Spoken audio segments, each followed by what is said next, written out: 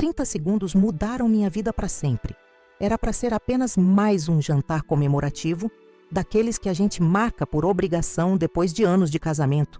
Mas naquela noite, o destino decidiu me dar um presente macabro. A verdade. Uma verdade que carregava o gosto amargo da traição e o peso de um plano assassino. Meu nome é Raquel Azevedo, tenho 35 anos, trabalho como advogada corporativa em Belo Horizonte e hoje vou compartilhar com vocês como escapei por um triz de me tornar apenas mais uma estatística, mais um caso policial esquecido nas páginas dos jornais. Lembro como se fosse ontem o vestido verde esmeralda que escolhi com tanto carinho, os sapatos que combinavam perfeitamente, o perfume francês que ganhei no último aniversário. Gustavo havia me ligado à tarde, com aquela voz melosa que só usava quando queria algo.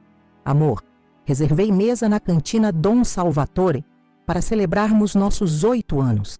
Aquela mesa com vista para o jardim que você tanto gosta.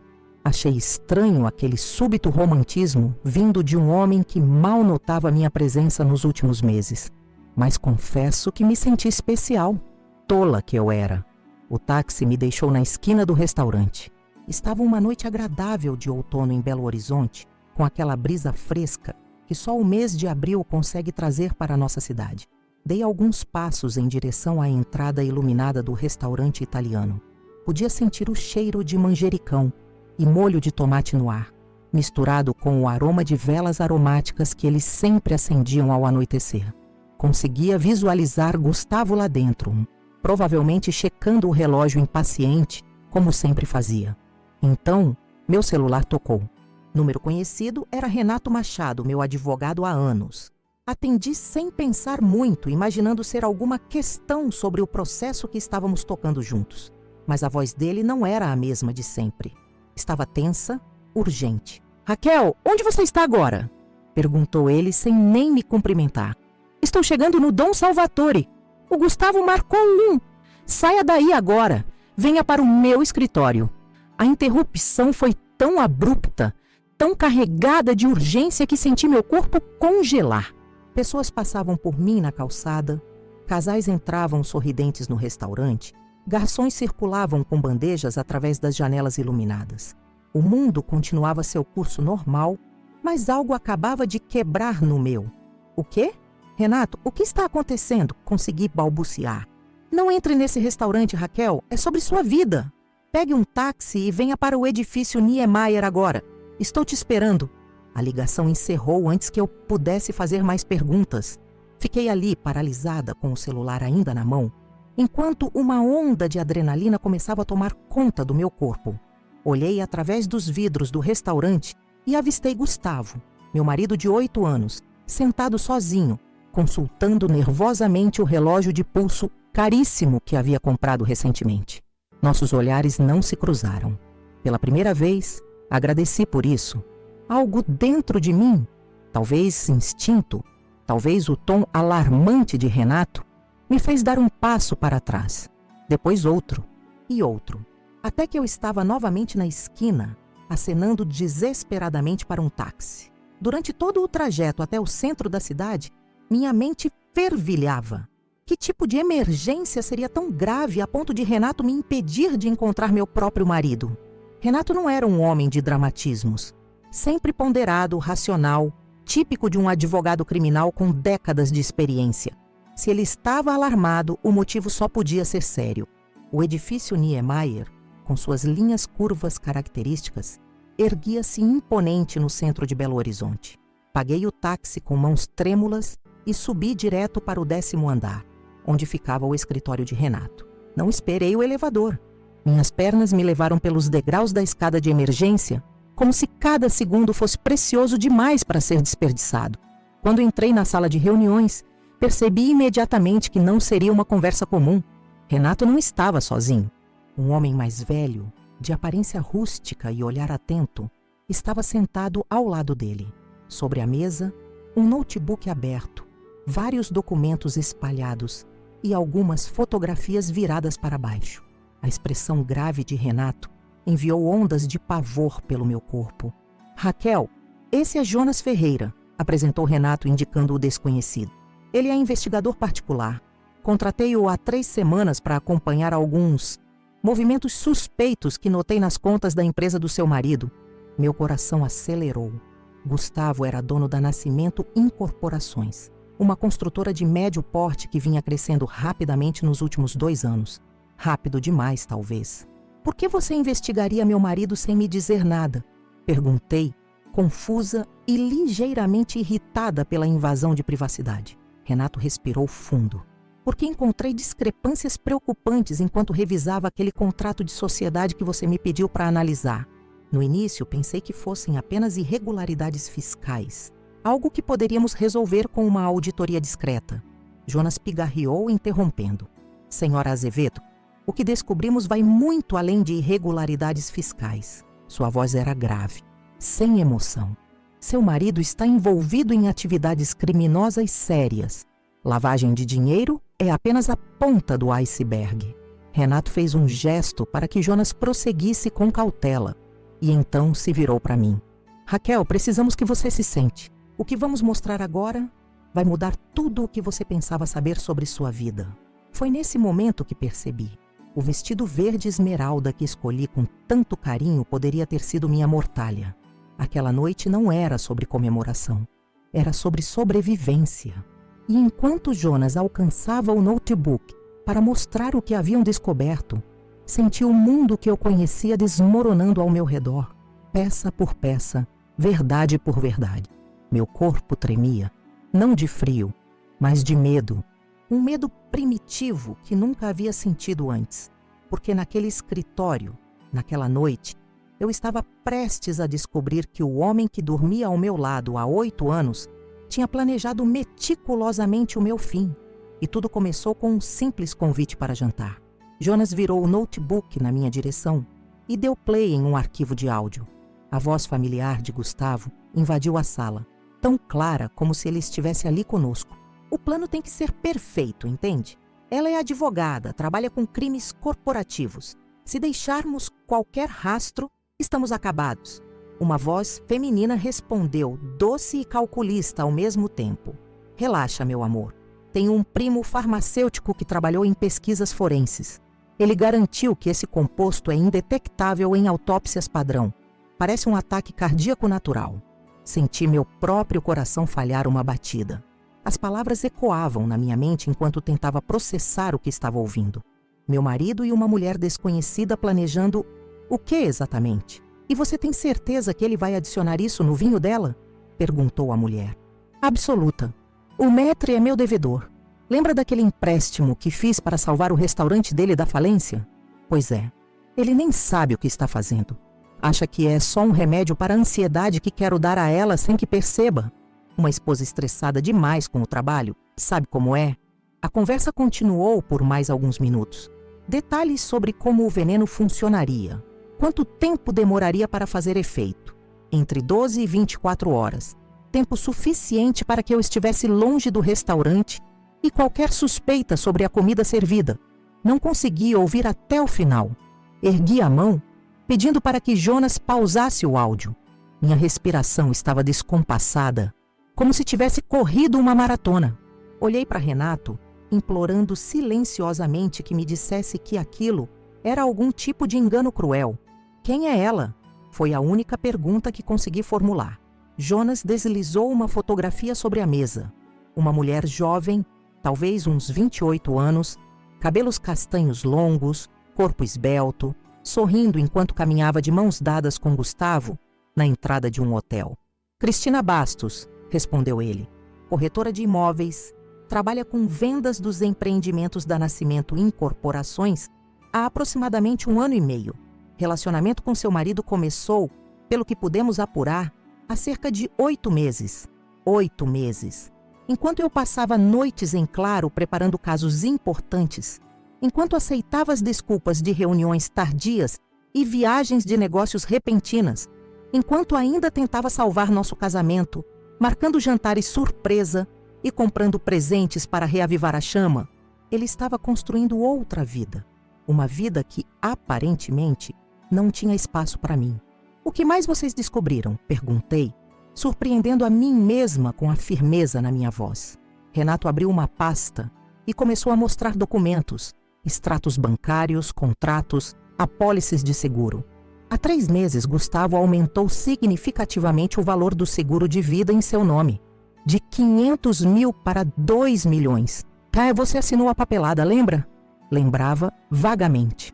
Um domingo à tarde, pilhas de documentos que precisavam de assinatura, enquanto eu me dividia entre trabalho e uma gripe forte. Gustavo havia explicado como uma precaução financeira, uma maneira de garantir meu futuro caso algo acontecesse com ele. A ironia é que ele usou exatamente a desculpa inversa, murmurei. Jonas continuou. Também descobrimos esta propriedade, adquirida há 2 meses através de uma empresa fantasma. Ele mostrou fotos de uma fazenda isolada, cercada por natureza exuberante. Fica na região de Tiradentes, bem isolada, acesso difícil. Lugar perfeito para se esconder temporariamente. As peças começavam a se encaixar num quebra-cabeça macabro. Gustavo planejava me matar, coletar o dinheiro do seguro e desaparecer com a amante. Uma vida nova, construída sobre minha morte. Mas como vocês descobriram tudo isso? Perguntei, ainda tentando absorver a realidade que se revelava diante dos meus olhos. Renato trocou um olhar com Jonas antes de responder. Lembra-se daquela procuração que você me deu para resolver a questão do inventário da sua tia no ano passado? Ela me deu acesso a algumas contas conjuntas. Notei movimentações estranhas há algumas semanas, valores altos sendo transferidos para empresas sem histórico comercial com a Nascimento. Achei que poderia ser sonegação fiscal ou algo do tipo. Então contratei Jonas discretamente. E quando descobrimos que o assunto era mais grave que sonegação, intensificamos a vigilância, completou Jonas. Conseguimos autorizações judiciais para algumas escutas, graças aos indícios de lavagem de dinheiro que já tínhamos coletado. A sala ficou em silêncio por alguns segundos. Lá fora, o céu de Belo Horizonte já estava completamente escuro. Em algum lugar, em um restaurante elegante, meu marido provavelmente checava o relógio. Impaciente com meu atraso, a taça de vinho envenenado, esperando por meus lábios. Tem mais uma coisa que você precisa ver, disse Jonas com hesitação na voz. Ele deslizou seu telefone em minha direção. Na tela, uma mensagem de texto de Gustavo para Cristina, enviada há exatamente 43 minutos. Está tudo pronto. Ela já está guiou a caminho do restaurante? Amanhã, a esta hora, seremos 2 milhões mais ricos e livres para começar nossa nova vida. A resposta dela veio em forma de um emoji de coração e uma frase. Mal posso esperar para nos livrarmos dela de uma vez por todas. Cuidado para não beber do vinho errado, meu amor. Foi como se um buraco negro se abrisse sob meus pés. A casualidade com que discutiam minha morte, a facilidade com que me descartavam, a crueldade planejada por alguém que jurou amor eterno, era incompreensível, inconcebível. Levantei-me abruptamente, sentindo uma onda de náusea me atingir. Cambaleei até o banheiro privativo do escritório e vomitei violentamente, como se meu corpo tentasse expulsar fisicamente a traição que havia engolido sem saber. Quando voltei, minhas pernas tremiam, mas minha mente estava estranhamente clara. Preciso ligar para a polícia, falei. Já fizemos isso, assegurou Renato. A delegada Beatriz Fontana está a caminho. Ela é especializada em crimes financeiros e homicídios premeditados. Pessoa de confiança.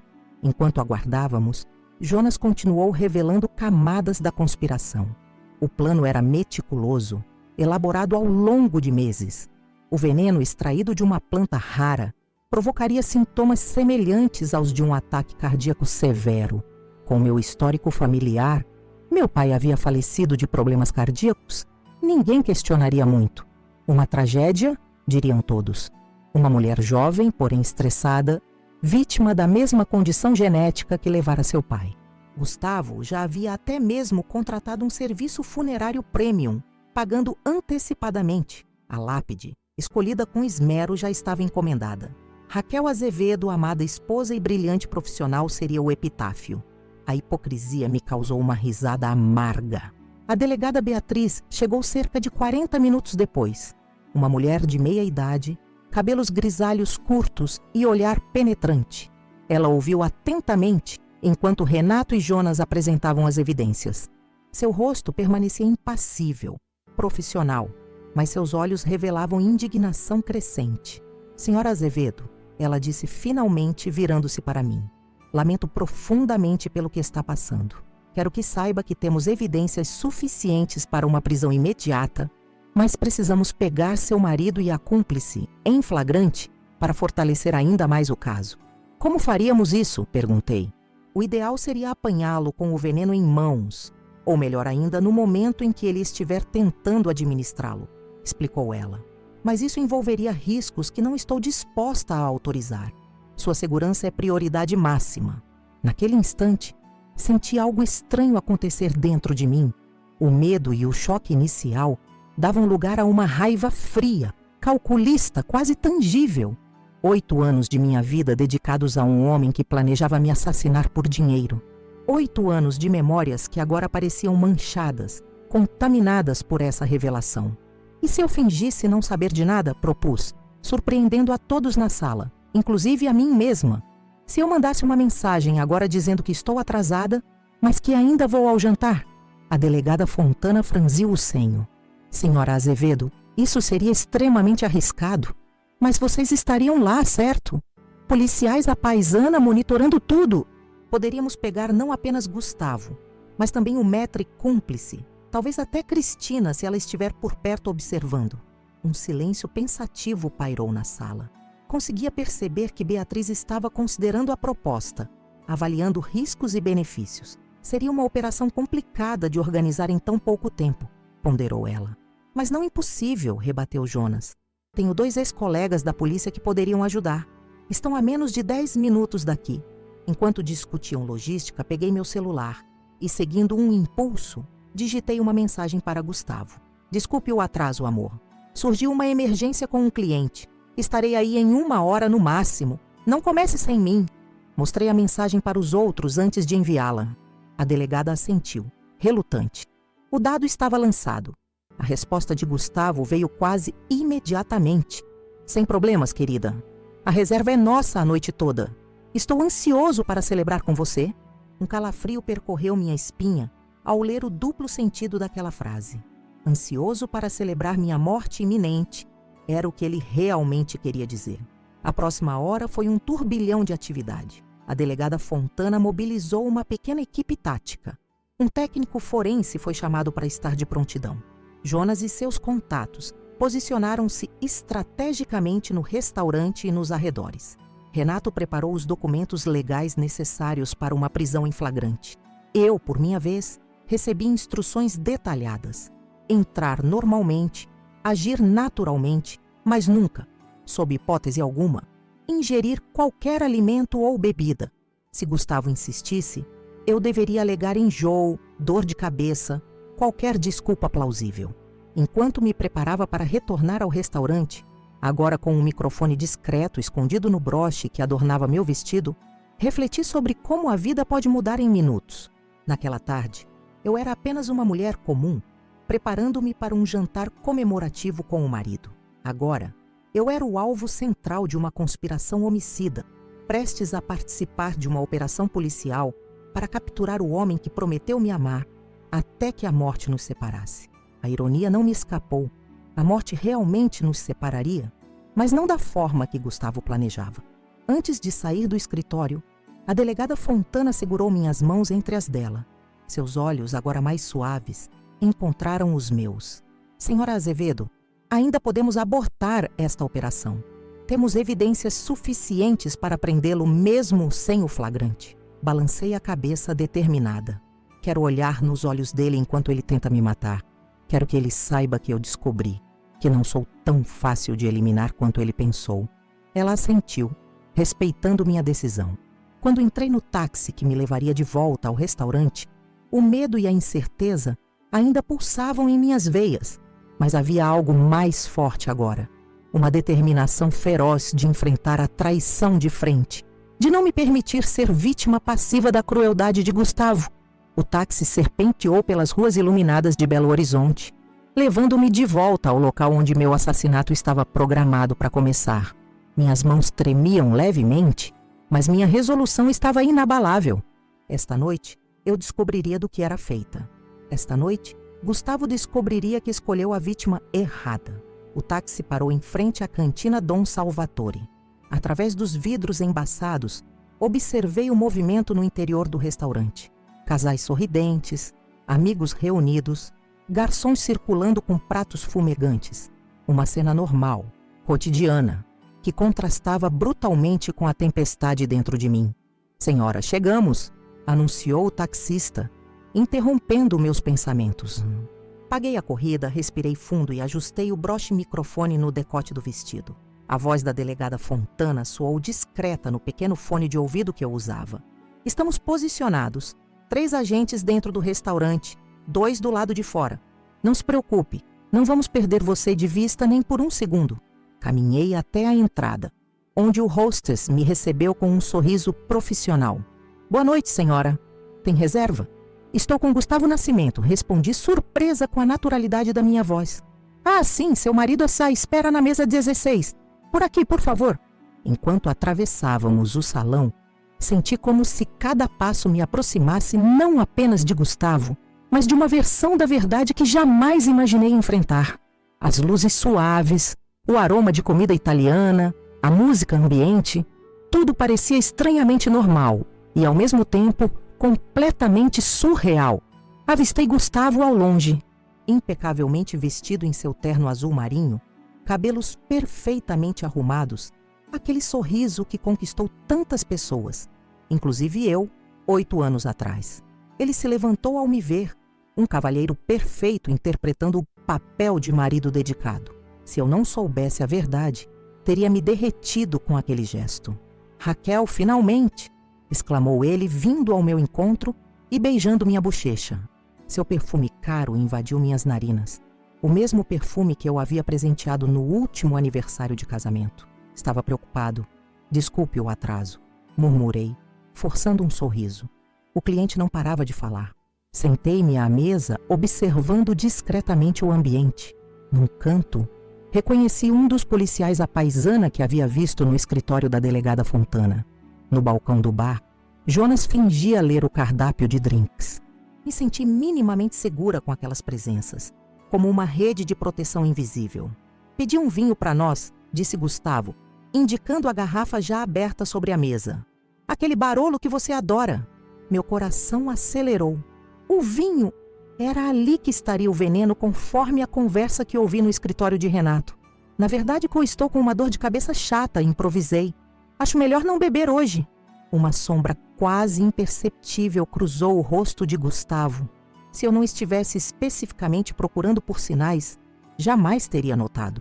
"Mas é nossa comemoração, querida", insistiu ele, já enchendo minha taça.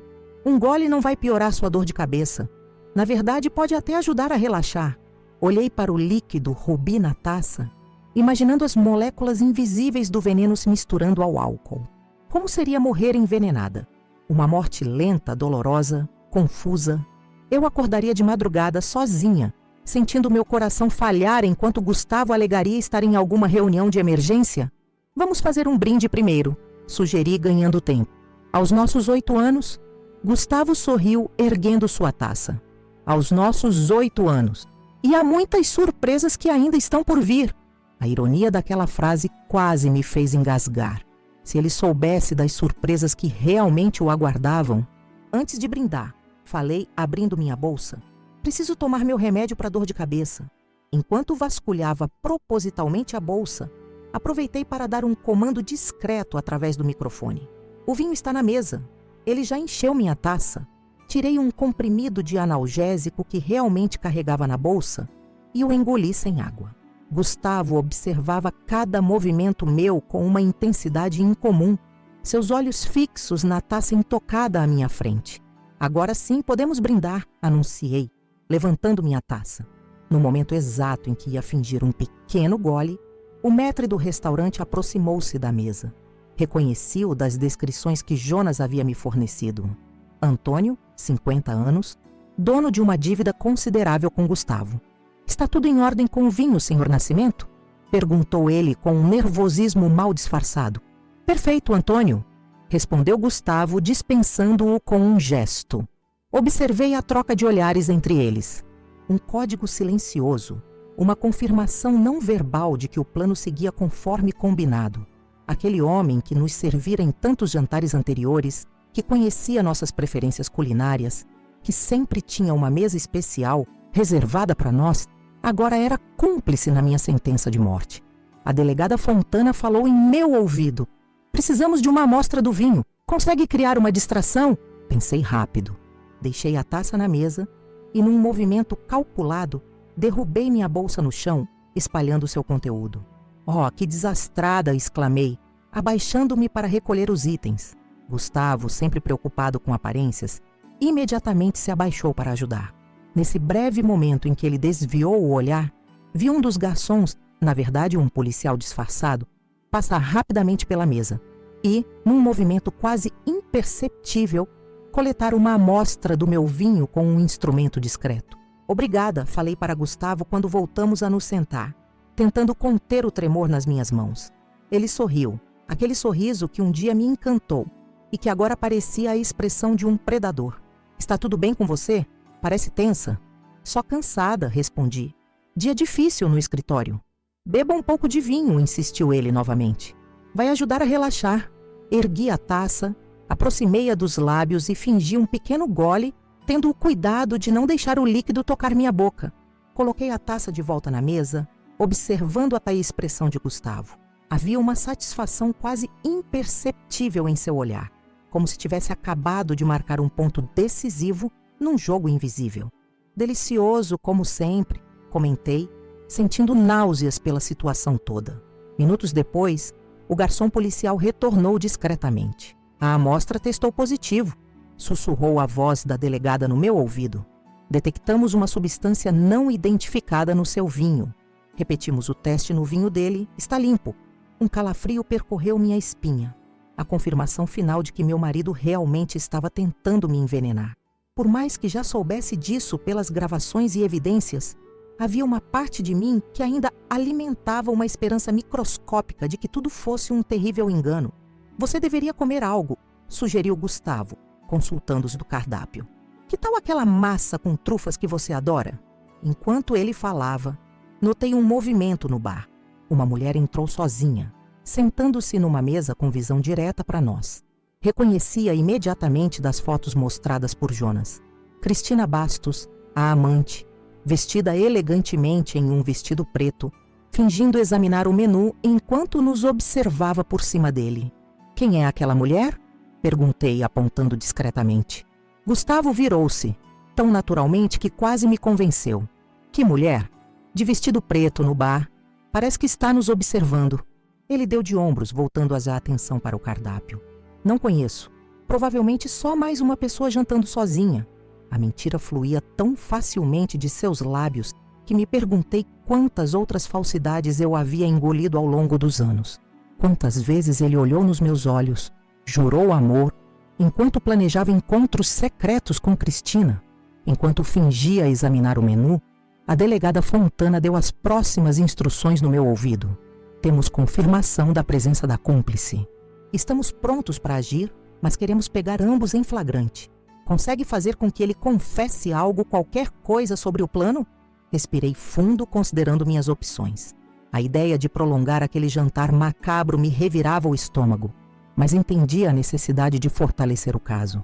Coloquei o cardápio de lado e olhei diretamente nos olhos de Gustavo. Amor, comecei, sabendo que cada palavra estava sendo gravada pelo microfone. Ando pensando no nosso futuro. Ele ergueu as sobrancelhas interessado. Que coincidência! Eu também. Estava olhando nossos investimentos ontem, continuei improvisando.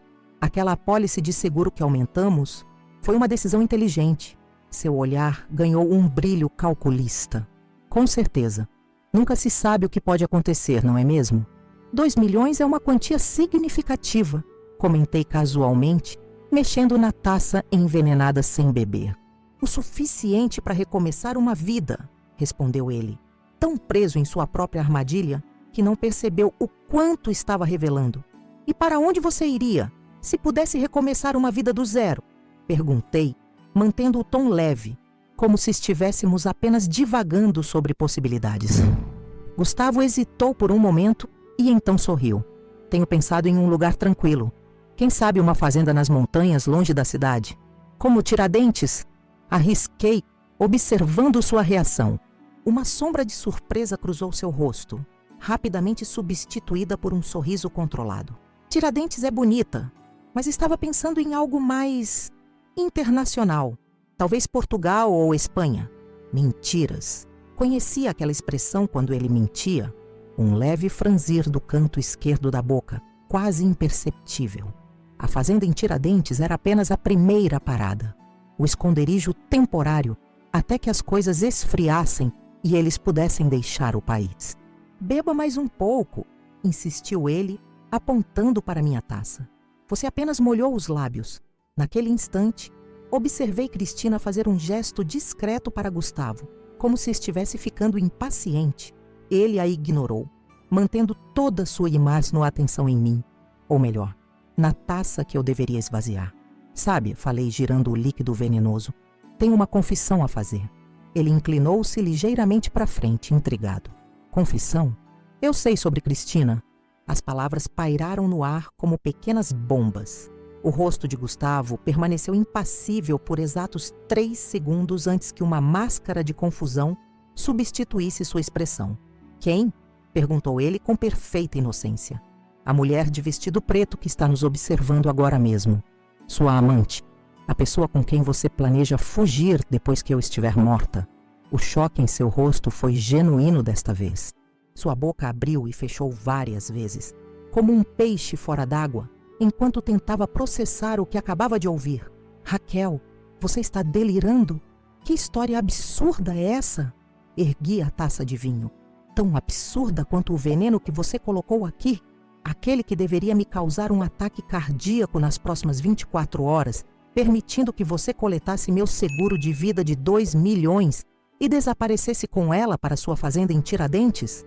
O rosto de Gustavo perdeu completamente a cor. Seus olhos se moveram rapidamente pelo restaurante, procurando uma saída, uma explicação, qualquer coisa que pudesse salvá-lo naquele momento. Foi quando notou os clientes que começavam a se mover estrategicamente, cercando nossa mesa. Isso é loucura, balbuciou ele. Você perdeu a cabeça.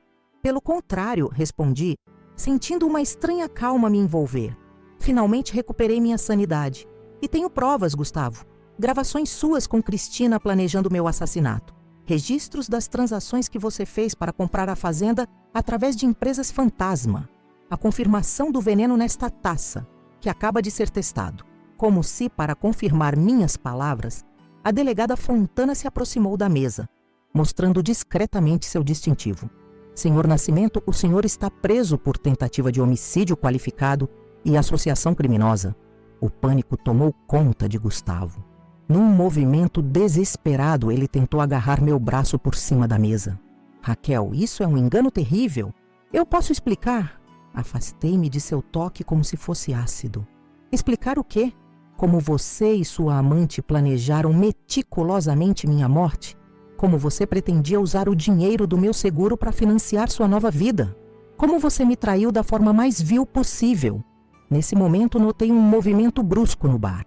Cristina, percebendo que algo estava errado, tentava escapar discretamente. 2 policiais já a interceptavam, enquanto ela protestava ruidosamente, atraindo a atenção dos demais clientes. O restaurante inteiro mergulhou num caos controlado. Clientes confusos, garçons paralisados, policiais revelando suas identidades. No centro de tudo, Gustavo, agora algemado, ainda tentava articular explicações cada vez mais desesperadas e incoerentes. O maître Antônio tentou fugir pelos fundos, mas foi detido por Jonas, que o aguardava na saída da cozinha. A rede se fechava rapidamente sobre todos os envolvidos na conspiração. Permaneci sentada, observando a cena se desenrolar como uma espectadora distante. Era como se estivesse assistindo a um filme, não a ruína do meu casamento, e a quase destruição da minha vida. A delegada Fontana voltou à minha mesa depois que Gustavo foi levado para fora. Senhora Azevedo, precisamos da sua declaração oficial. Poderia nos acompanhar até a delegacia? Assenti mecanicamente, ainda processando os eventos da noite. Quando me levantei, percebi que minhas pernas tremiam. A adrenalina começava a baixar, deixando em seu lugar uma exaustão profunda e um vazio indescritível. Antes de sair, lancei um último olhar para a mesa onde, minutos antes, meu marido tentara me assassinar. A taça de vinho envenenado ainda estava lá. Seu conteúdo escuro, como os segredos que quase me custaram a vida. Do lado de fora, uma pequena multidão já se formava, atraída pelas viaturas policiais. Vi quando Cristina, algemada, foi colocada em um carro diferente do de Gustavo. Nossos olhares se cruzaram por um breve momento. O dela cheio de ódio, o meu de uma tristeza infinita, misturada com a compreensão de que havia escapado por muito pouco. Renato me esperava na calçada, seu rosto uma mistura de alívio e preocupação. "Você foi incrível lá dentro", disse ele, colocando seu paletó sobre meus ombros quando percebeu que eu tremia. "Só fiz o que precisava ser feito", respondi, sentindo as primeiras lágrimas quentes escorrerem pelo meu rosto. Enquanto caminhávamos em direção ao carro que nos levaria à delegacia, uma certeza cristalina se formou em minha mente. Aquela noite marcava não apenas o fim do meu casamento, mas também o início de uma jornada de redescoberta. Uma vida que quase me foi roubada, mas que agora eu poderia reconstruir, sem venenos, sem traições, sem Gustavo. A 4ª Delegacia de Polícia Civil no centro de Belo Horizonte era um edifício antigo, com paredes descascadas e uma iluminação fluorescente, que dava um tom esverdeado a tudo. Sentada numa sala de depoimentos, com uma xícara de café intocada à minha frente, eu tentava organizar os fragmentos da minha vida que haviam se estilhaçado nas últimas horas. "Preciso que a senhora relate tudo desde o início", pediu a delegada Fontana, ligando o gravador digital sobre a mesa. "Cada detalhe pode ser importante para construir um caso sólido." Passei as 2 horas seguintes descrevendo meticulosamente cada momento, desde a ligação alarmante de Renato até a cena no restaurante. A cada palavra que saía da minha boca, a realidade se tornava mais concreta, mais inegável. Meu marido havia de fato tentado me matar. Quando terminei meu relato, a delegada desligou o gravador e me olhou com uma mistura de compaixão e admiração profissional. "Senhora Azevedo, sua coragem esta noite foi extraordinária. Poucas pessoas manteriam a calma que a senhora demonstrou diante de uma situação como essa." Balancei a cabeça, sentindo-me estranhamente desconectada do elogio. "Não foi coragem, foi sobrevivência." Um policial entrou na sala, entregando uma pasta para Beatriz. Ela a abriu, examinando seu conteúdo antes de se voltar para mim. O laboratório confirmou. A substância no seu vinho era um composto derivado de uma planta chamada acônito, conhecida popularmente como capuz de monge. Extremamente tóxica. Causa sintomas que mimetizam um ataque cardíaco. A dose encontrada na sua taça seria fatal.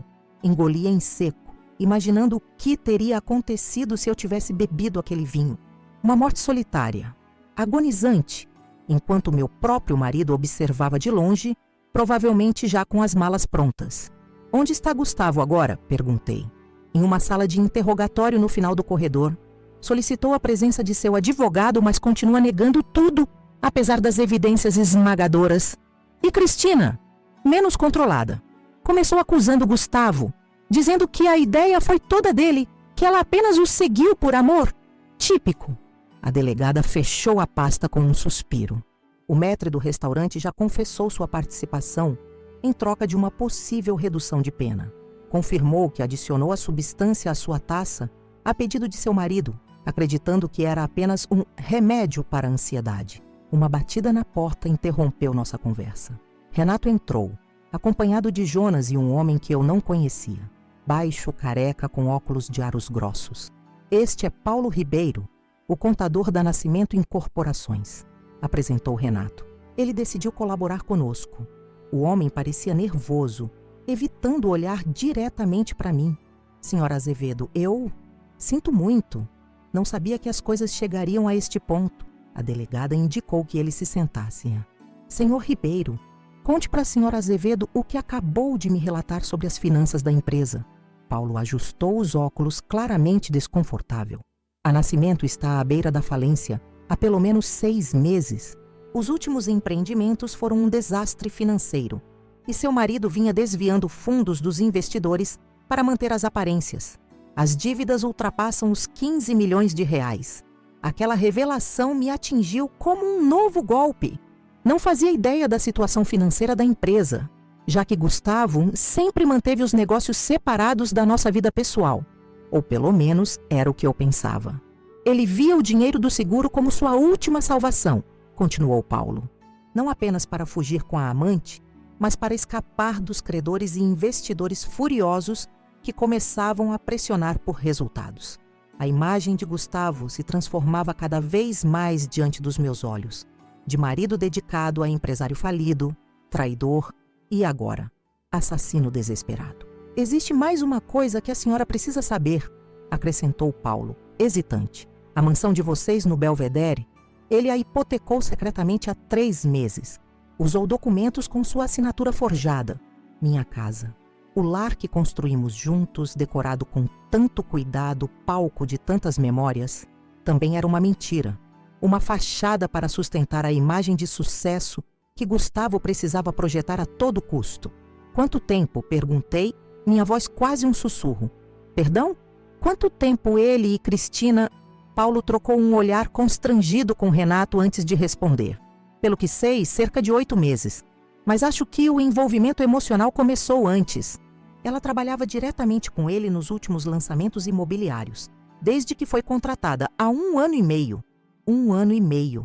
Enquanto eu comemorava nosso 7º aniversário de casamento com um jantar surpresa, enquanto me esforçava para manter a chama acesa, apesar da rotina exaustiva, ele já estava voltando seus olhos e coração para outra pessoa. A delegada Fontana consultou seu relógio. São quase 3 da manhã. Senhora Azevedo, a senhora prestou seu depoimento e tem sido extremamente cooperativa. Sugiro que vá descansar. Amanhã precisaremos que venha novamente para formalizar algumas questões e assinar documentos adicionais. A ideia de voltar para casa, aquela casa que descobri não ser mais minha, me causou um nó na garganta. Não posso voltar para lá. Pode ficar no meu apartamento esta noite, ofereceu Renato prontamente. Tenho um quarto de hóspedes e minha irmã está em casa, então não ficará sozinha. Aceitei a oferta com gratidão. Enquanto nos preparávamos para sair, a delegada recebeu um telefonema que a fez franzir o senho. Parece que temos uma complicação, disse ela após desligar. Seu marido está solicitando falar com a senhora. Insiste que há algo que só pode dizer diretamente para você. Absolutamente não, interveio Renato. Minha cliente passou por um trauma severo esta noite. Qualquer comunicação com o acusado deve ser feita através dos canais legais apropriados. Concordo, assentiu Beatriz. Era apenas para informar vocês. Já neguei o pedido dele. Algo naquela situação, porém, despertou minha curiosidade. Que tipo de explicação Gustavo poderia oferecer? Que mentira elaborada ele estava construindo agora, em sua cela improvisada? Quero vê-lo, declarei, para surpresa de todos na sala. Raquel, não acho que seja uma boa ideia, argumentou Renato. Preciso olhar nos olhos dele uma última vez, insisti. Preciso ouvir o que ele tem a dizer, mesmo que seja mais uma cascata de mentiras. É a única forma de encerrar este capítulo. A delegada Fontana ponderou por alguns instantes. Podemos arranjar isso, mas com condições. A conversa será gravada e monitorada. Ao primeiro sinal de manipulação psicológica ou ameaça, interrompemos tudo. Concordei com as condições. 10 minutos depois, fui conduzida por um corredor estreito até uma pequena sala dividida por um vidro. De um lado, eu, Renato e a delegada. Do outro, Gustavo, sentado sozinho numa cadeira de metal, ainda usando o terno caro da noite, agora amarrotado. Suas mãos estavam livres, mas seus olhos traíam o cansaço e desespero de quem vê seu mundo desabar. Quando entrei, ele ergueu o olhar. Por um breve momento, vi um lampejo do homem por quem me apaixonei anos atrás. Vulnerável, quase frágil, foi rapidamente substituído por uma expressão calculista que eu agora reconhecia como sua verdadeira face. 5 minutos, informou a delegada, ligando-se o sistema de comunicação. Raquel, começou ele, sua voz distorcida pelo alto-falante. Isso é um terrível mal-entendido. Permaneci em silêncio, apenas observando-o, deixando que o peso do silêncio o forçasse a continuar. As gravações foram tiradas de contexto. Eu estava investigando uma trama contra você. Cristina me procurou com essa ideia absurda e eu fingi concordar para juntar provas contra ela. Uma risada incrédula escapou dos meus lábios. E o veneno na minha taça esta noite também fazia parte da sua investigação? Eu nunca colocaria sua vida em risco, protestou ele. Deve haver outra explicação. Talvez Antônio tenha agido por conta própria, ou Cristina conseguiu manipulá-lo. E a fazenda em Tiradentes? As passagens internacionais encontradas no seu escritório? O seguro de vida aumentado para 2 milhões? Tudo coincidência? Ele baixou os olhos momentaneamente, recompondo-se. Os negócios não vão bem, Raquel. Estou desesperado, cometi erros, mas nunca, jamais planejaria te machucar. Poupe-me, Gustavo, respondi, sentindo uma calma surpreendente me envolver. Ouvi sua voz nas gravações. Vi as mensagens entre você e Cristina. Sei exatamente o que planejavam fazer comigo. Raquel, por tudo que vivemos, não ouse invocar nosso passado, cortei, minha voz ganhando uma dureza que eu mesma desconhecia. Cada memória que construímos está agora envenenada, assim como o vinho desta noite. Cada eu te amo era uma mentira. Cada projeto de futuro uma farsa. Ele tentou uma nova abordagem. Seus olhos subitamente marejados. Pense na sua família, no escândalo. Se você retirar as acusações, podemos resolver isso discretamente. Um divórcio tranquilo, uma divisão justa dos bens. Quais bens, Gustavo? A casa que você hipotecou ilegalmente? As economias que provavelmente já não existem mais? Ou talvez esteja se referindo à empresa falida que você mantinha com dinheiro sujo? Seu rosto empalideceu. Era evidente que não esperava que eu soubesse de tantos detalhes. Acabou? Declarei, levantando-me. Você não tem mais nada a me oferecer. Nem verdades, nem mentiras que eu possa acreditar. Raquel, espere. Ele chamou desesperado quando me virei para sair. Você não entende. Se eu for preso, outras pessoas virão atrás de você. Há coisas que você não sabe. Dinheiro que devo a pessoas perigosas. Aquela última cartada me fez parar. Virei-me lentamente. Está me ameaçando agora, Gustavo? Estou tentando proteger você, insistiu ele. Mesmo depois de tudo. A delegada Fontana fez um gesto indicando que o tempo havia terminado. Antes de sair, lancei um último olhar para o homem que compartilhou minha cama por 8 anos. Adeus, Gustavo. Espero que a prisão lhe dê tempo para refletir sobre todas as vidas que você arruinou, incluindo a sua própria. Saí da sala sentindo-me estranhamente leve, como se houvesse depositado ali um fardo que carregava sem perceber. As ameaças veladas de Gustavo, longe de me amedrontar, apenas confirmavam o quão longe ele estava disposto a ir para se salvar. No corredor, a delegada Fontana me alcançou. Não se preocupe com as ameaças dele. É tática comum de manipuladores quando se veem encurralados. Ainda assim, vamos reforçar sua segurança nos próximos dias. Assenti, agradecida por sua compreensão. Há mais uma pessoa que quer falar com você, informou ela, conduzindo-me por outro corredor.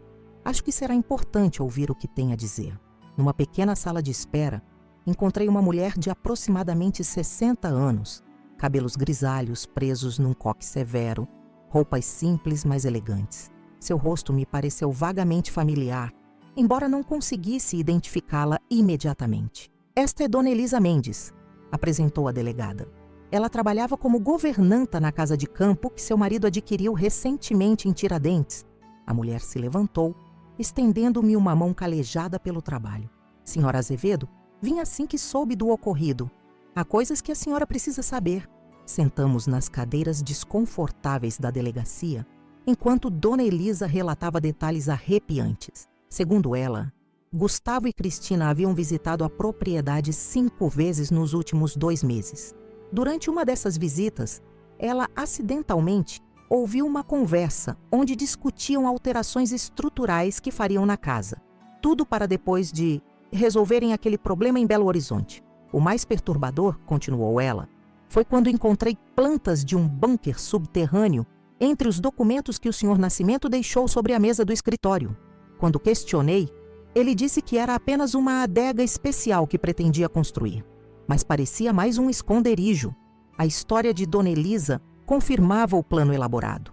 A fazenda em Tiradentes não seria apenas uma parada temporária, mas potencialmente um refúgio de longo prazo, caso algo desse errado em sua fuga para o exterior.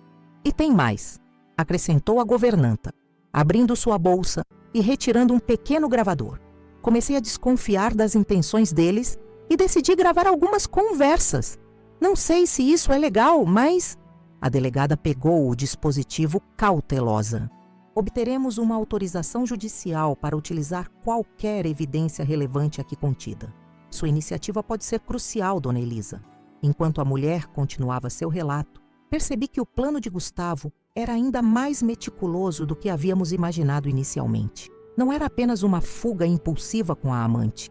Era um esquema cuidadosamente arquitetado ao longo de meses, talvez anos. Quando finalmente deixei a delegacia, o céu de Belo Horizonte começava a clarear no horizonte. Um novo dia nascia, o primeiro da minha vida após Gustavo. Renato me conduziu até seu carro, mantendo um silêncio respeitoso que agradeci profundamente. Para onde vamos agora? Perguntei, exausta física e emocionalmente. Meu apartamento, como combinamos. Minha irmã Luciana já preparou o quarto de hóspedes para você. Amanhã, ou melhor, mais tarde hoje, podemos começar a pensar nos próximos passos. Recostei-me no banco do passageiro, observando a cidade que lentamente despertava.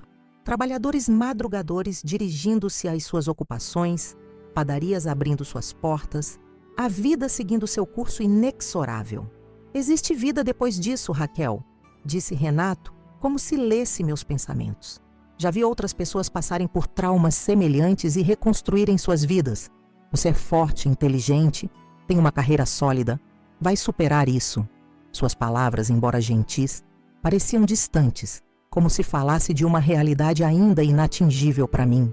Naquele momento eu não conseguia vislumbrar um futuro. Apenas sobrevivia ao presente turbulento que me engolira. Quando chegamos ao prédio de Renato, no bairro Funcionários, o sol já despontava por completo. Sua irmã Luciana nos recebeu na porta do apartamento. Seu rosto uma mistura de preocupação e compaixão. Sem fazer perguntas, ela me conduziu ao quarto de hóspedes, onde lençóis limpos e toalhas macias me aguardavam. Descanse, murmurou ela. Quando acordar, teremos café fresco e algo para comer. Agradeci com um aceno silencioso e fechei a porta. Sozinha, finalmente, permiti que as lágrimas reprimidas durante toda a noite fluíssem livremente. Chorei não apenas pela traição, mas por cada momento de felicidade que agora percebia ter sido construído sobre alicerces falsos. Chorei pela vida que planejei, pelo futuro que imaginei, pelos filhos que Gustavo e eu conversávamos sobre ter, quando o momento fosse certo, um momento que ele nunca pretendeu que chegasse. Exausta, deitei-me sobre a cama sem tirar as roupas. O vestido verde esmeralda agora um lembrete doloroso da noite que mudou tudo. Antes de mergulhar num sono inquieto, um pensamento cristalino se formou em minha mente. Eu havia escapado não apenas de um assassinato, mas de uma vida inteira de mentiras. E por mais dolorosa que fosse esta descoberta, ela também representava uma libertação. Acordei desorientada, num quarto que não reconheci de imediato. Por alguns segundos abençoados, minha mente permaneceu vazia, livre do peso dos acontecimentos da noite anterior. Então, como uma onda implacável, as memórias retornaram. O telefonema de Renato, as gravações incriminadoras, o vinho envenenado, o olhar de Gustavo quando foi preso. O relógio digital na mesa de cabeceira marcava 14h37. Havia dormido quase 10 horas, um sono pesado e sem sonhos. O tipo de descanso que o corpo impõe quando a mente não suporta mais processar a realidade. Levantei-me, ainda usando o vestido verde da noite anterior, agora amassado e com manchas de lágrimas no decote. No banheiro anexo ao quarto, encarei meu reflexo no espelho. Olhos inchados, maquiagem borrada, cabelos desgrenhados. A imagem perfeita de alguém cujo mundo acabara de desmoronar. Tomei um banho demorado, como se a água pudesse lavar não apenas meu corpo, mas também as marcas invisíveis da traição. Encontrei roupas limpas dobradas sobre uma cadeira, provavelmente de Luciana, irmã de Renato. Um jeans, uma camiseta simples e um casaco leve. Vesti-me e respirei fundo antes de abrir a porta do quarto. Na cozinha, Renato e Luciana conversavam em voz baixa, interrompendo-se quando me viram. O aroma de café recém-preparado preenchia o ambiente. "Bom dia", disse Luciana, seu sorriso gentil contrastando com a preocupação em seus olhos. "Ou melhor, boa tarde. Preparei algo para você comer." Sentei-me à mesa, aceitando a xícara de café que ela me ofereceu. Meu estômago protestou a primeira mordida no pão de queijo, lembrando-me que não comia nada desde o almoço do dia anterior. "Como está se sentindo?" perguntou Renato, sua voz cuidadosamente modulada. "Honestamente, não sei", respondi. É como se estivesse observando a vida de outra pessoa, como se tudo isso tivesse acontecido com alguém que não sou eu. Ele assentiu compreensivo. "É uma reação normal ao trauma. Seu cérebro está se protegendo." A delegada Fontana ligou, informou Luciana, sentando-se conosco. Pediu que retornasse a ligação quando estivesse disposta. "Houve novidades durante a noite?" Perguntei, tentando me concentrar nos aspectos práticos da situação. "Muitas", confirmou Renato, abrindo seu notebook. "O contador Paulo Ribeiro está colaborando ativamente com a investigação. Entregou documentos que comprovam uma extensa rede de lavagem de dinheiro envolvendo a Nascimento em corporações e outras empresas fantasma. Gustavo não está encrencado apenas pela tentativa de homicídio, mas também por crimes financeiros de grande magnitude. E Cristina?" Indaguei, ainda tentando entender a mulher que havia conspirado para me substituir, não apenas no coração de Gustavo, mas literalmente na minha própria vida. Também presa, mas adotando uma estratégia diferente. Está tentando negociar um acordo de delação premiada, alegando que foi manipulada por Gustavo, que temia por sua própria vida caso não cooperasse. Balancei a cabeça incrédula. As gravações mostram claramente que ela era uma participante entusiástica do plano. Exatamente. A promotoria não está muito receptiva à história dela, especialmente depois que encontraram em seu apartamento um diário detalhado onde ela fantasiava sobre se livrar da esposa e começar uma nova vida com G. A descoberta me causou um calafrio. Enquanto eu vivia minha rotina normal, trabalhando, mantendo a casa, tentando ser uma boa esposa, havia uma mulher escrevendo sobre minha morte em seu diário, como quem planeja uma festa ou viagem. Luciana colocou gentilmente sua mão sobre a minha. Sei que é difícil absorver tudo isso. Não precisa enfrentar cada detalhe agora. Preciso sim, insisti. Preciso entender a extensão da traição, a profundidade do buraco em que minha vida se transformou. Só assim poderei começar a escalar para fora dele. Meu celular, que Renato recuperara na delegacia, tocou naquele momento. Era a delegada Fontana. "Senhora Azevedo, como está? Lamento incomodá-la após a noite difícil que teve, mas surgiu algo que requer sua atenção urgente." "O que aconteceu?" perguntei, colocando o telefone no viva voz, para que Renato também pudesse ouvir. "Acabamos de receber informações sobre uma movimentação suspeita em uma de suas contas bancárias conjuntas com o Sr. Nascimento. Parece que há uma tentativa de transferência de valores significativos para uma conta nas Ilhas Cayman." Meu coração acelerou. "Como isso é possível? Gustavo está preso. Aparentemente, ele deixou instruções automatizadas para um escritório de advocacia internacional. Precisamos que a senhora venha à delegacia o quanto antes para bloquear essas transferências. Trouxe seu token bancário ou alguma forma de acesso às contas?" Gelei. Minha bolsa, com todos os meus documentos e dispositivos bancários, havia ficado no carro de Gustavo na noite anterior. Minha bolsa ficou com ele. "Isso complica as coisas", suspirou a delegada. "Podemos acionar o sistema bancário para um congelamento de emergência, mas o processo é mais demorado e burocrático. Quanto tempo pode levar para chegar aqui?" "Estaremos aí em 30 minutos", respondeu Renato, já pegando suas chaves. No trajeto até a delegacia, minha mente fervilhava. Mesmo preso, mesmo depois de ter sido pego em flagrante, Gustavo ainda encontrava maneiras de continuar seu plano. A determinação dele em escapar das consequências era quase admirável, não fosse tão destrutiva. Na delegacia, fomos recebidos por Beatriz Fontana e um homem que se apresentou como investigador da Polícia Federal, especializado em crimes financeiros. "Senhora Azevedo", começou o investigador, mostrando-me uma série de documentos. Seu marido montou um esquema bastante sofisticado. Há pelo menos 3 camadas de empresas de fachada entre as contas principais da Nascimento Incorporações e os destinos finais do dinheiro.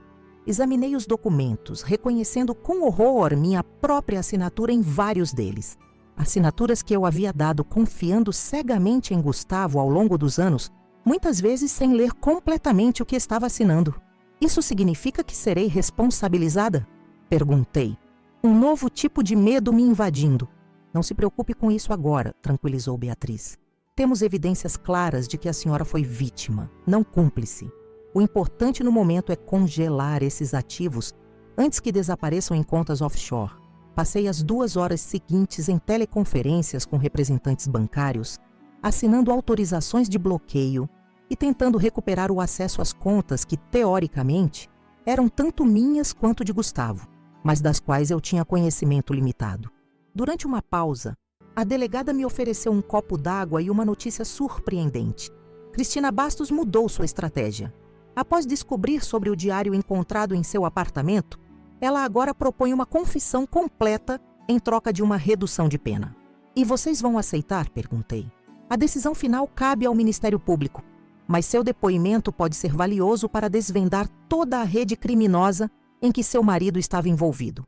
Parece que a trama ia além do que imaginávamos inicialmente. Como assim? Beatriz hesitou, como se considerasse quanto deveria revelar. Há indícios de que a Nascimento Incorporações estava sendo usada para lavagem de dinheiro por uma organização criminosa maior. Seu marido pode ter se envolvido com pessoas realmente perigosas. Lembrei-me então da ameaça velada que Gustavo havia feito durante nosso último encontro na delegacia, sobre pessoas perigosas que poderiam vir atrás de mim. Não era apenas um último recurso desesperado para me manipular. Havia um fundo de verdade naquela ameaça. Isso significa que estou em perigo? Perguntei, a realidade da situação tornando-se ainda mais sombria. Por precaução, gostaríamos de oferecer proteção policial temporária, respondeu Beatriz. Pelo menos até termos uma visão mais clara da extensão dessa rede e de quem está envolvido. Enquanto processava essa nova camada de complicações, Jonas, o investigador particular contratado por Renato, entrou na sala com expressão grave. Raquel, encontramos algo na casa de vocês que você precisa ver. Seguimos Jonas até uma sala de evidências, onde uma caixa forte pequena, daquelas que se esconde facilmente em um armário ou sob o assoalho, estava aberta sobre uma mesa. Encontramos isso escondida na parede falsa do closet principal, atrás daquela estante de sapatos que você raramente usa, me explicou ele. Dentro da caixa, havia vários passaportes com fotos de Gustavo, mas nomes diferentes. Documentos falsificados com extrema qualidade. Dinheiro em diversas moedas estrangeiras. Um pequeno estojo com joias que eu nunca havia visto. E mais perturbador, um pendrive. O conteúdo do pendrive é preocupante, advertiu Beatriz. Tem certeza que quer ver? Assenti, mesmo temendo o que poderia descobrir. O pendrive continha fotos minhas. Centenas delas tiradas ao longo dos últimos meses sem meu conhecimento. Eu dormindo, saindo do banho, me vestindo para o trabalho, na academia, almoçando com colegas.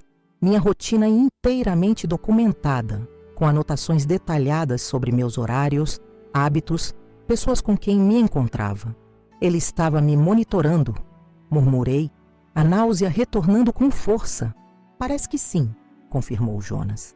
Provavelmente estudando seus padrões para determinar o momento ideal para executar o plano. A ideia de que Gustavo, a pessoa com quem compartilhei minha cama por 8 anos, tinha secretamente transformado nossa casa em um posto de vigilância para planejar minha morte, me fez sentar, abruptamente, o ar escapando dos meus pulmões.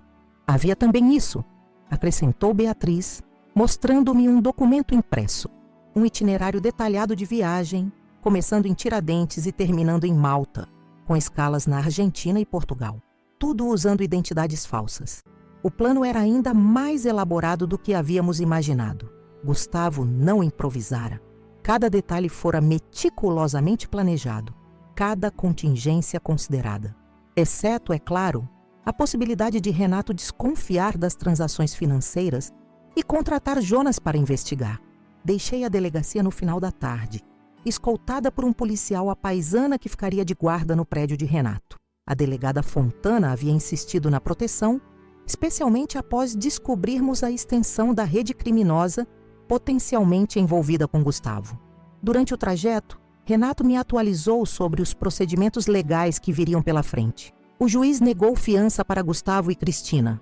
Ambos permanecerão detidos durante o inquérito. As acusações formais incluem tentativa de homicídio qualificado, associação criminosa, falsificação de documentos, lavagem de dinheiro e diversos crimes financeiros.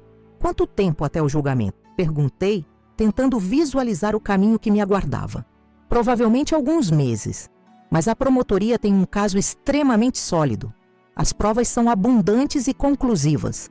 Naquela noite, sozinha no quarto de hóspedes de Renato, comecei a verdadeiramente assimilar a magnitude do que havia acontecido. Não era apenas o fim de um casamento. Era o desmoronamento completo da vida que pensei ter construído. Cada memória feliz, agora questionável.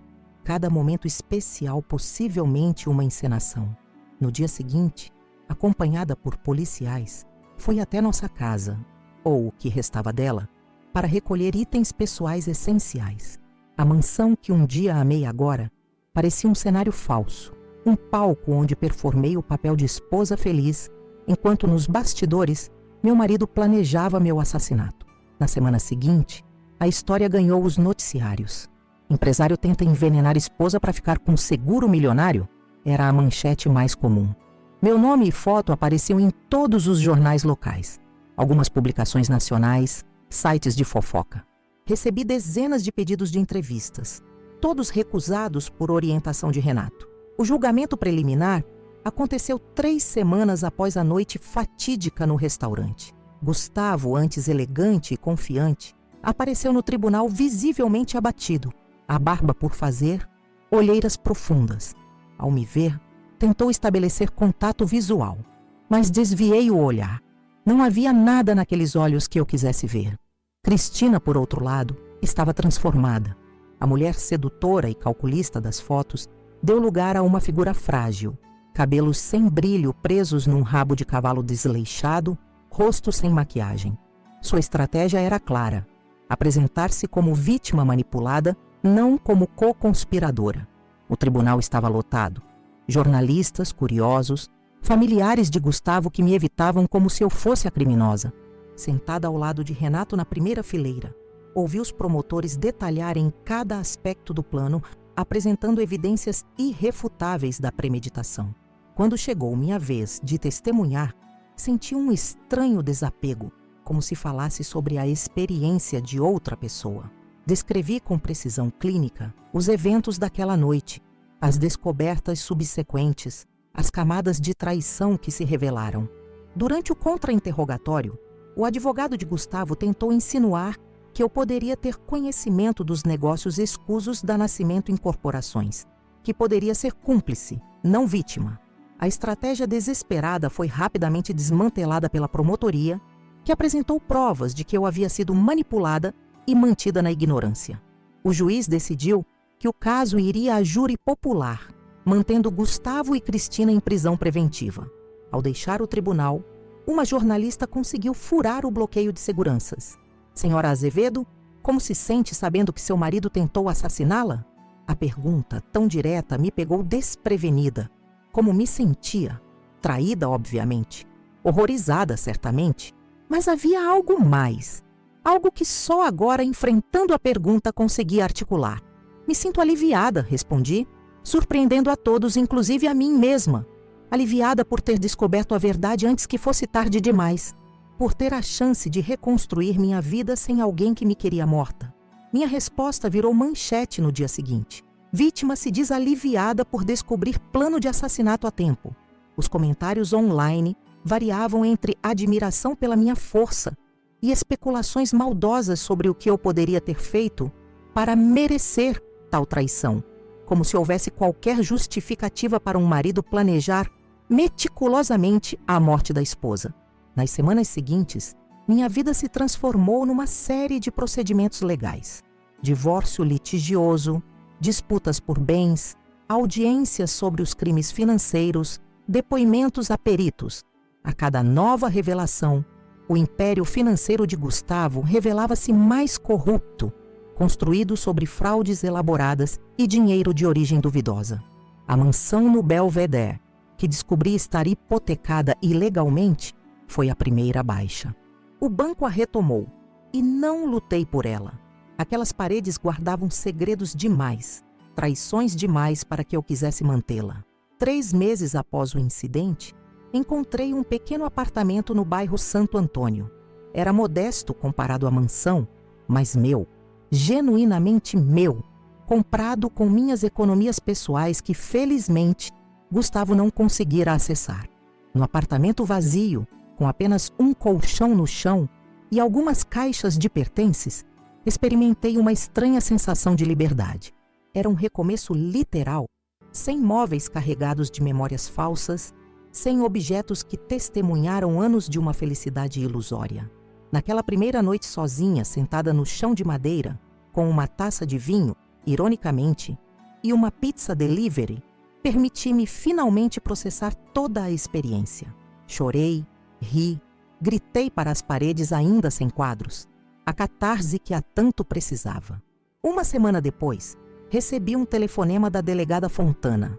Senhora Azevedo, temos novidades. Cristina Bastos aceitou um acordo de colaboração premiada. Sua confissão corrobora tudo o que já sabíamos, mas acrescenta detalhes sobre a rede de lavagem de dinheiro. Seu depoimento levou a mais 3 prisões, incluindo um juiz corrupto que ajudava a encobrir os esquemas de Gustavo. E quanto a ele? Também está negociando um acordo? Perguntei. Não. Mantém-se irredutível, alegando inocência apesar das montanhas de evidências. Seu advogado abandonou o caso ontem, alegando diferenças irreconciliáveis na estratégia de defesa. 1 mês depois, recebi em meu escritório a visita inesperada de Paulo Ribeiro, o ex-contador de Gustavo que havia colaborado com as investigações desde o início. Agora testemunha protegida, ele parecia nervoso, constantemente olhando sobre os ombros. Vim me despedir, anunciou ele. Estou entrando no programa de proteção à testemunha. Nova identidade, novo estado, nova vida. As ameaças são tão sérias assim? Questionei. Paulo assentiu gravemente. A organização por trás dos esquemas de Gustavo não perdoa traidores. Mas antes de partir, queria me desculpar pessoalmente. Eu sabia que algo estranho estava acontecendo. Via os documentos suspeitos, notava as transferências irregulares. Deveria ter denunciado antes. Você não tinha como saber que ele planejava me matar, respondi. Talvez não especificamente isso, mas sabia que algo ilícito estava acontecendo. O silêncio torna as pessoas cúmplices, mesmo que passivamente. Aprendi isso da pior forma possível. Suas palavras ficaram comigo nos dias que se seguiram. O silêncio torna as pessoas cúmplices. Quantas vezes eu havia escolhido não questionar Gustavo, não investigar contradições, não insistir em explicações? Meu silêncio, minha confiança cega, havia me tornado involuntariamente cúmplice da minha própria quase-morte. 6 meses após aquela noite no restaurante, o julgamento de Gustavo finalmente começou. Sentada no tribunal lotado, assisti ao homem que um dia amei tentar desesperadamente se defender, manipular, distorcer fatos. Mas as evidências eram irrefutáveis. Quando o júri retornou após apenas 4 horas de deliberação, um tempo recorde para um caso tão complexo, eu já sabia o veredicto, culpado em todas as acusações. A sentença, 25 anos de prisão, sem direito à progressão de regime nos primeiros 10 anos. Ao ouvir a sentença, Gustavo finalmente desmoronou. Seus ombros caíram. O rosto contorceu-se numa máscara de desespero. Pela primeira vez desde que o conheci, vi o homem real por trás da fachada, vulnerável, derrotado, exposto. Nossos olhares se cruzaram uma última vez enquanto os oficiais o conduziam para fora. Não havia ódio em meu coração, apenas uma profunda tristeza pelo desperdício de tantos anos, tantas possibilidades, tantos sonhos. Ao sair do tribunal, enfrentei novamente os flashes das câmeras e os microfones empurrados em minha direção. Desta vez, porém, estava preparada. Senhora Azevedo, Qual mensagem deixaria para outras mulheres que possam estar vivendo situações semelhantes sem saber? Olhei diretamente para a câmera, pensando em todas as Raquéis pelo mundo. Mulheres que talvez estivessem naquele momento sentadas ao lado de seus próprios Gustavos. Confie em seus instintos. Questione inconsistências. Não ignore sinais de alerta por medo de parecer paranoica ou controladora. E lembre-se, você merece verdade, respeito e amor genuíno. Qualquer coisa menos que isso não é suficiente. Olhando para trás, ainda me surpreendo como minha vida mudou completamente em uma única noite. Um simples jantar que deveria ser comemorativo se transformou no ponto de virada da minha existência. Aquele telefonema do meu advogado. Saia daí agora, venha para o meu escritório. Literalmente salvou minha vida. Se eu tivesse ignorado Renato, se tivesse entrado naquele restaurante sem conhecer a verdade, teria bebido o vinho envenenado que meu próprio marido preparou para mim. Teria voltado para casa, ido dormir e provavelmente nunca mais acordado. Um ataque cardíaco seria a causa oficial. Ninguém questionaria. E Gustavo seguiria sua vida com os 2 milhões do meu seguro nos braços de Cristina, enquanto meu corpo esfriava debaixo da terra. A descoberta da traição não foi apenas sobre um caso extraconjugal. Foi sobre um plano meticuloso para tirar minha vida. Durante meses, talvez anos, o homem que dormia ao meu lado estudou meus hábitos, fotografou meus movimentos, planejou minha morte como quem planeja uma viagem de férias. A frieza com que ele executou cada etapa do plano ainda me causa arrepios. O mais assustador é que não havia sinais óbvios. Gustavo não era violento. Não tínhamos grandes brigas, mantínhamos uma vida social ativa. Para todos os efeitos, éramos o casal perfeito, bem-sucedidos profissionalmente, com uma bela casa, planos para o futuro. A máscara que ele usava era impecável. Nem mesmo eu, que compartilhava sua cama há 8 anos, conseguia enxergar através dela. O julgamento foi um pesadelo midiático. Repórteres acampados na porta da minha casa temporária, manchetes sensacionalistas, teorias conspiratórias sobre o que eu poderia ter feito para provocar tal ódio em meu marido. Como se houvesse qualquer justificativa para planejar o assassinato de alguém. Como se a vítima precisasse provar que não merecia morrer. Mas através dessa experiência traumática, redescobri minha força.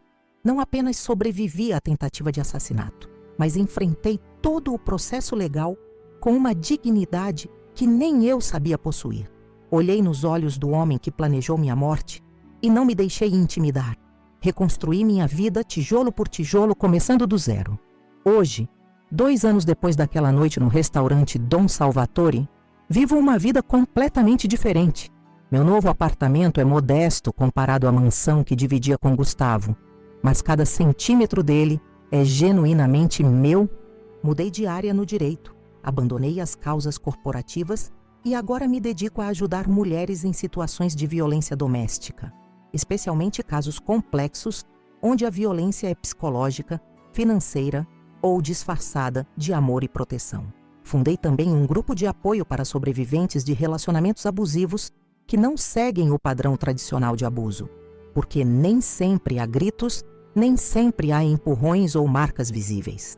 Às vezes, o abuso vem embalado em presentes caros, em elogios calculados, em demonstrações públicas de afeto, enquanto nas sombras se planeja o pior. Gustavo continua cumprindo sua pena de 25 anos. Ocasionalmente, recebo notícias dele através do sistema penitenciário, tentativas de comunicação que invariavelmente recuso. Não há nada que ele possa dizer que mudaria o que fez. Nenhuma explicação que justifique a traição em sua forma mais extrema. Cristina, graças ao acordo de delação premiada, recebeu uma sentença reduzida de 18 anos e está em uma penitenciária feminina no interior do estado. A rede criminosa que financiava parte dos negócios de Gustavo foi parcialmente desmantelada, resultando em mais de uma dezena de prisões. O juiz corrupto que facilitava as operações ilegais foi condenado a 12 anos por corrupção passiva e prevaricação. Paulo Ribeiro, o contador que teve a coragem de colaborar desde o início, vive hoje com nova identidade em algum lugar do Brasil, protegido pelo Programa de Proteção à Testemunha. Quanto a mim, estou aprendendo até a confiar novamente, não em potenciais parceiros. Esse é um caminho que ainda não me sinto pronta para trilhar, mas em mim mesma, nos meus instintos, na minha capacidade de discernimento, na minha força interior, que nem sabia possuir até ser testada de forma tão extrema. Ainda tenho pesadelos ocasionais. Ainda me pego checando 2 vezes a fechadura da porta, verificando se não há ninguém me seguindo quando saio do escritório tarde da noite. Certos traumas deixam marcas que não desaparecem completamente. Mas essas cicatrizes não me definem. São apenas lembretes do que sobrevivi, do que superei. Se minha história tem alguma lição, é esta. Confie nos seus instintos. Questione inconsistências. Não ignore bandeiras vermelhas, por menores que sejam. E lembre-se, amor verdadeiro não planeja seu funeral. Amor verdadeiro não fotografa seus movimentos secretamente. Amor verdadeiro não calcula quanto vale sua vida em apólices de seguro. Se você está em um relacionamento onde precisa constantemente desconfiar dos motivos do outro, talvez seja a hora de reavaliar. Minha história poderia ter terminado naquela noite, em um caixão escolhido pelo mesmo homem que planejou colocar-me nele.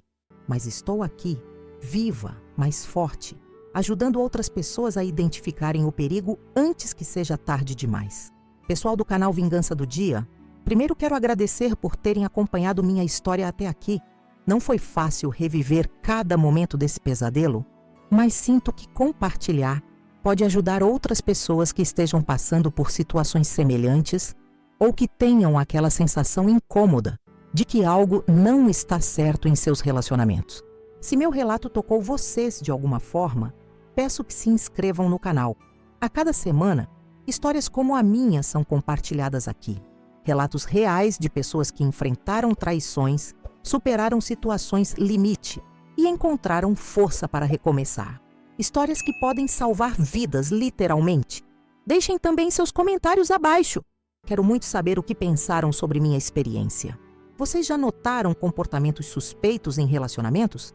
Já tiveram aquela intuição que algo estava errado, mas ignoraram? Seus depoimentos são valiosos e podem ajudar outras pessoas que estão assistindo a identificarem sinais de alerta em suas próprias vidas. Não se esqueçam do like. Isso ajuda o algoritmo a levar essas histórias a mais pessoas que possam precisar ouvi-las. Histórias de alerta, mas também de esperança e superação. E se puderem, contribuam com o Valeu Demais.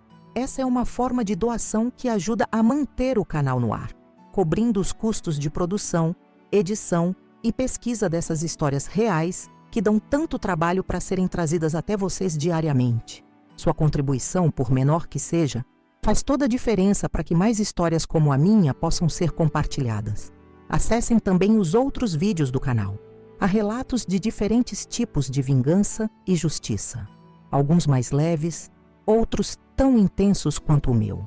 Cada história tem uma lição única, uma perspectiva diferente sobre como enfrentar as injustiças da vida. Finalizo dizendo que, por mais dolorosa que minha experiência tenha sido, hoje me sinto grata por estar viva, por ter tido a chance de reconstruir minha vida em bases mais autênticas. Às vezes, é preciso passar pelo pior para encontrar o melhor de nós mesmos.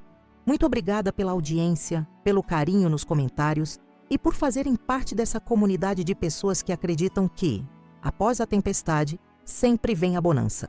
Até o próximo vídeo do Vingança do Dia.